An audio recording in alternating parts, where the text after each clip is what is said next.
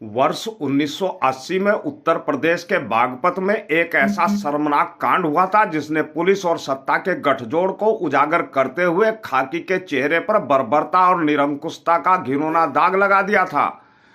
लगभग 4.5 दशक पूर्व हुए इस शर्मनाक कांड ने पूरे देश और प्रदेश की राजनीति को हिलाकर रख दिया था। पूरे देश में मचे हंगामे तथा लगभग 4 महीनों के लंबे आंदोलन के बाद शासन और सत्ता की कुंभकर्णी नींद खुली थी तथा तब कहीं जाकर आरोपी पुलिसकर्मियों के खिलाफ मुकदमा लिखा गया था। आज हम बात कर रहे हैं मानवता को शर्मसार कर देने वाले माया त्यागी कांड की। पुलिस के मुंह पर कालिक पोतने वाला यह कांड 18 जून 1980 को हुआ था। उस समय बागपत मेरठ जनपद का ही हिस्सा हुआ करता था। रेलवे क्रॉसिंग चोपला बागपत के समीप सिंडिकेट बैंक की एक शाखा थी। दिन के करीब 12 बजे सफेद रंग की एक एम्बेसडर कार रेलवे क्रॉसिंग के समीप ही पंचर बनाने वाले की दुकान पर आकर रुकी।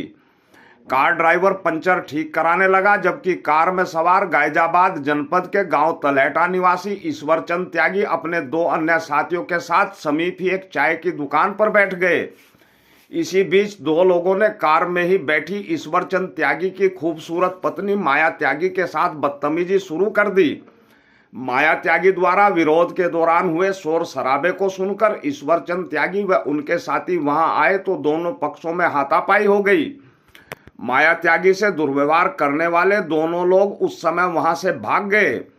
इसी बीच लोगों ने ईश्वरचंद त्यागी व उनके साथियों को बताया कि बदतमीजी करने वाले ये दोनों लोग बागपत थाने में तैनात पुलिसकर्मी थे तथा इनमें से एक दरोगा नरेंद्र सिंह चौहान था। यह उस दौर की बात है जब एक वर्दी वाले सिपाही से ही लोग डर जाया करते थे। आसपास के लोगों ने ईश्वरचंद त्यागी व उनके साथियों को वहां से भाग जाने की सलाह दी। लोगों की बात सुनकर पुलिस वालों से हाथापाई करने वाले ईश्वरचंद त्यागी व उनके साथी वहां से भागने लगे तो उनकी कार ही स्टार्ट नहीं हुई। जब वह कार को स्टार्ट करने के लिए उसमें धक्का लगा रहे थे तो तभी दरोगा नरेंद्र सिंह चौहान दर्जनों पुलिस वालों के साथ वहां पहुंच गया। पुलिस ने आते ही ईश्वरचंद त्यागी व उनके 2 साथियों की गोली मारकर हत्या कर दी। इतना ही नहीं, दरोगा नरेंद्र सिंह चौहान ने माया त्यागी को कार से खींच लिया तथा उसे निर्वस्त्र करके घसीटते हुए थाने में ले गया।